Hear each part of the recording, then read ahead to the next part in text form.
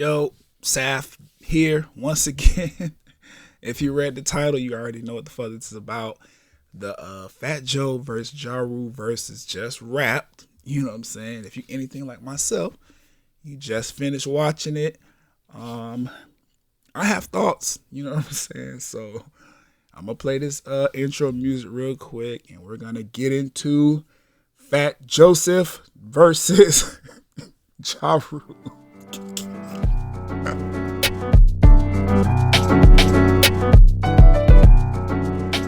So y'all know how this go. You know, Swiss Beats, Timberland, the rest of the staff over at Verzuz, Triller. I think Fight Club is, latching on at somewhere in the chain of people to think. They all, reached out to Fat Joe and Ja Rule and gave us another opportunity at Nostalgia and Classic Records via two niggas from New York. And I was, entertained for the most part. I will say, that first round, I guess they calling it, the first section of songs before they had the intermission, where Fat Joseph decided he wanted to change. He decided he wanted to change clothes. I'm not gonna call him Fat Joseph the entire episode. It's just happening. I'm doing this. No disrespect to that man. It's just I do these things to people's names, and so Fat Joseph, he had a little change of outfit, and before that, he was losing. Yeah, I have to just be honest about that. He played a lot of B-sides and records in his catalog that only Fat Joe fans who are specifically from New York have heard. That's, like I said, not a disrespectful comment. I'm not trying to be shady. Maybe a little comedy there, but in all honesty, bro, he lost that first little section right there, right? I didn't know a lot of that music, and I don't call myself a Fat Joe fan. I fuck with, his hits and everything. I'm not a New Yorker, so his music doesn't resonate with me the same as maybe somebody from the South would, where I'm from. But I do respect this man's catalog and the continuous work he puts in as far as hip hop is concerned, because he made mention, I'm still putting out music, and he get him a hit I want to say every other year. He's been a little bit more consistent as of late, but he'll give us a hit or be a part of a hit record.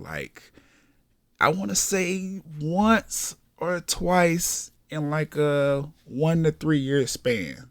He'll remind us that he still raps and he still has an incredible ear for hit records.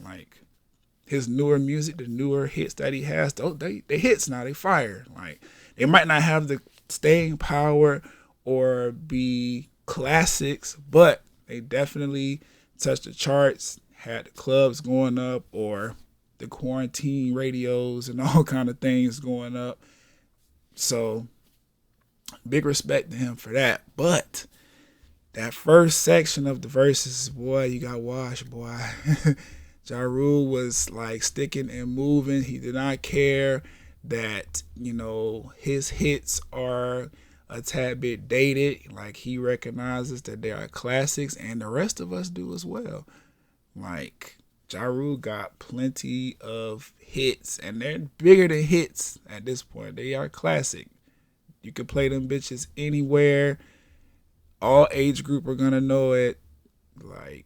Ja Rule got some real fucking classics under his belt, which is good, because that's the thing that we love about Verzuz, right?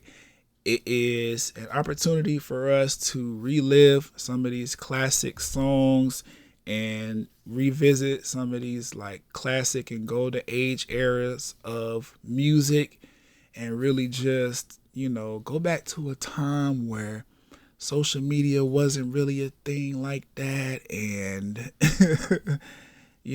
going outside was if you wanted to or not. Like, the verses are literally a moment for hip hop to connect with past eras, bring them into today, and have a good time on the internet. Shit, like, you know how black people get down whenever we congregate, whether it's digitally or cyberly. Is that a word? Cyberly?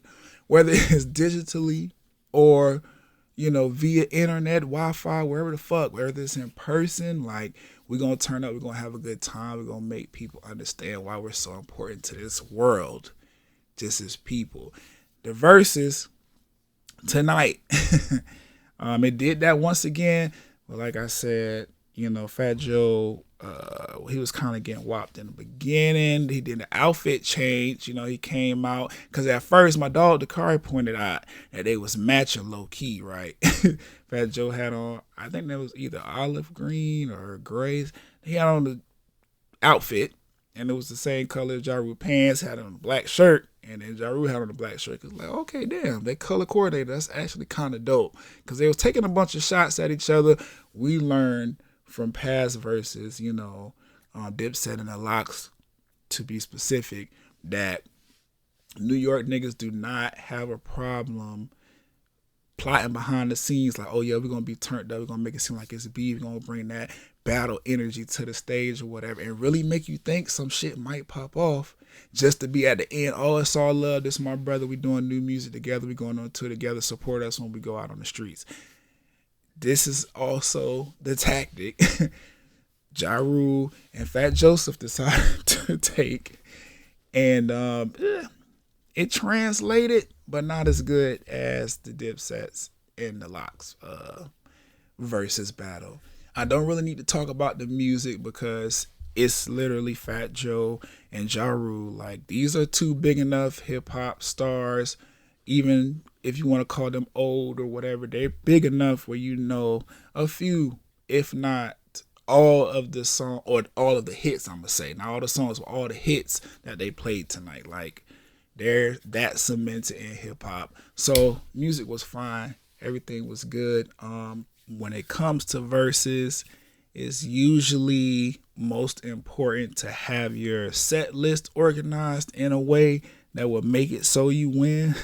Like, everybody already knows the music that you're gonna play and what your catalog is like. So when it comes to the verses, like, it's all about who has the better playlist or who's organized their set list in a way that it could turn the crowd up more than the set list of the artist on the other side. But I can't really say who had the better set list, who was more organized, who was more prepared for this battle. Because if you just look at the catalogs, like, you would expect Ja Rule to win. And you know what? Ja Rule won. Okay, I'm going to just go ahead and get that out of the way. I was going to save it for the end or whatever. But y'all saw the shit. That's why you listening to this. Y'all saw it and y'all just want to know how I felt about it, right? So, Ja Rule won. That's one, how I felt about it. Two, Ashanti, she came in, supported both sides, looked phenomenal. Like, does Ashanti age? I don't know. Every time she get on camera, I'm just looking like, God damn, like, the Instagram models of today need to just make sure they do whatever you did to stay the way you stand, because Ashanti is in her 40s, I believe. Early, maybe late 30s. I don't even want to date her. I don't want to age her or nothing like that. Shanti is older than I am. I'll say that. I'm born in the 90s. She's older than me. And she still look fucking good. On top of that, the vocals was sounding straight. You know what I'm saying? I know last time she did a versus, which was against Keisha Cole, they had a little sound issue, whatever, that they clarified. They cleared it up. But tonight, the microphone was good. If she wanted to sing, she did. And she got it off. If she didn't want to sing, the DJ had the background vocals playing just right. Like, the sound tonight could also be considered a winner because it was straight. Actually, I'll take that back. Because some of them mics was, producing feedback like a motherfucker. And that don't really got nothing to do with the verses or this Blurrycast episode. I went to school for audio engineering, so stuff like that be bothering me sometimes. But past that, Shanti looked great. We also got Lil Mo came out there. Her vocals always top notch. The lady can sing now, and Fat Joe was right. She's a legend. Like, cannot discredit everything that she's done for the game and R&B and hip hop, really, because she's most notable for her contributions to hip hop. Like, she sings, she's an R&B artist or whatever, but her hip hop anthems with the Fabulouses and the Ja Rules of the world, like, those are what we like know of Lil Mo and what we want and expect from her every time she decides she want to stand next to people from her generation of music. Nelly made an appearance. That was dope. Dre, I think from Cool and Dre. I forget the young lady's name who rapped on the song with Ja Rule and Little Mo on the vocals, but she came out, performed her verse, killed it. Remy Ma was, shuffling around in the background every now and then, like letting people know she could still rap and perform. Stage presence was definitely there. She got dressed. Like, everybody was looking good. Everybody was on their P's and Q's. Everybody came out to make sure they represented for whatever time that they was trying to represent for. Shanti looked great. Remy looked great. Outfit changes from Fat Joe. Jadakiss came out and rocked with us one time. The lady that performed, her name was Vita. I just remembered her name is Vita. She was looking good. Her ab game was crazy. She was on point though. Nelly came out shining. Like, we had a lot going on the stage, but like I said, ultimately, this in my opinion now, Ja Rule won. The catalog that Ja Rule has, I think people might have slept on it a little bit because he's been so is MIA the word or phrase? Because he hasn't put out anything recently, people kind of sleep on Ja Rule, but he got hits that, like he said, they ain't hits today because they classics, nigga. They classics today, and I agree. Like, the shit that he did with J-Lo, the Ashanti records, a couple of his individual songs, like, he put the whole I'm From New York record together. Like, Ja Rule has a catalog that is to be revered. I don't even really understand why they partnered Fat Joe with Ja Rule. Like, if you was to just hit either one of their, hit both of their catalogs, you could, like, see Ja Rule clearly was supposed to watch this nigga, and he did. Like I said, that first half was real turbulent for Joe. It was like 3 B-sides and then a hit like we supposed to know, and then a bunch more B-sides and then maybe another hit, and then he was like, I gotta go change clothes. I'm tired. They asking us to run the ads for Charlemagne's new show and shit, so let's pause on that. Ja Rule was like, cool, you know what I'm saying? I came with one outfit, so after you change, I'm gonna just take my shirt off, and then we continue the verses and whatever. And that's what they did. I was entertained. It's another night of verses. There's not really much I could say about it other than Ja Rule won, and Ashanti looked great, and Remy did as well. Shout out to her husband and everything. I know she's married, so I'm saying that respectfully. But I just want to give my little 2 cents. That's all really how I feel about it. Ja Rule won. Murder Inc. has an amazing catalog, perfect for this kind of scenario. Terror Squad, not so much. They probably would have did a little better going against Dipset, now that I'm thinking about it. And then even still, I feel like Dipset would have won, but I feel like the matchup would have just been a little bit more even. That's just me. But I don't know. I'm looking on the Verzuz Instagram right now. They haven't announced the next one. When they do, we'll discuss. I just want to get on here real quick and give my opinion because this Verzuz was quite interesting. Like I said, Ja Rule won. Then they try to have like this Dipset versus the Locks, like fake beef, violence, anger, New York niggas on the block type of energy. And then that didn't really translate that well, but it was still like entertaining. You know, Triller, they've been filming the fuck out of this shit. The camera work was fantastic. That first DJ before DJ Technician got on, I don't know what the fuck was happening with that. Like, retirement music? Like, why are you playing this retirement party music at the damn Verzuz? Like, I get it. Them are definitely classics, you know, feel good. But that's more like family reunion music that he was playing. That's more like reception after the wedding music that he was playing. When DJ Technician slid him off his decks and was like, hey, I got my shit loaded up. You know what I'm saying? I'm going to just go ahead and take over. You can step down. I was happy for that because this Sunday school barbershop music that he was playing, I was like, I don't know what the fuck going on. But DJ Technician held it down, you know what I'm saying? Did what he could to keep the energy hype. Not a bad verse. It's definitely not my favorite. I'm gonna probably forget about it. It's not gonna be like super memorable.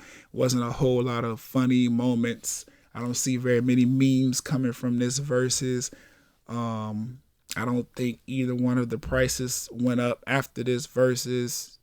Honestly, just I feel like this was one of them verses that probably should have happened like towards the beginning when Verzuz was happening. It would have been a lot more exciting. But I still appreciate the guys for coming out. It was dope hearing Ja Rule's like mega hits again. It was dope hearing, you know, the big hits from Fat Joe. The commentary got a little spicy in a comical way, and I appreciated that as well. It's just, you know, his verses was a little lackluster, and then, you know, Ja Rule won. So we'll be on the lookout for the announcement for the next Verzuz. I wish people would stop talking about the Kanye versus Drake Verzuz. It's most likely not going to happen. The rumor is that it was offered and Kanye said yes. Drake said no. If you listen to Certified Lover Boy, Drake had a few bars in there for Swiss Beats and Kanye. So I'm pretty sure that's not going to happen. So let's like pick something else. You know what I'm saying? Everybody keeps calling for Diddy and Jermaine Dupri to do one. I would like that. That would be dope. There's been some other ones thrown out that I can't necessarily think of right now.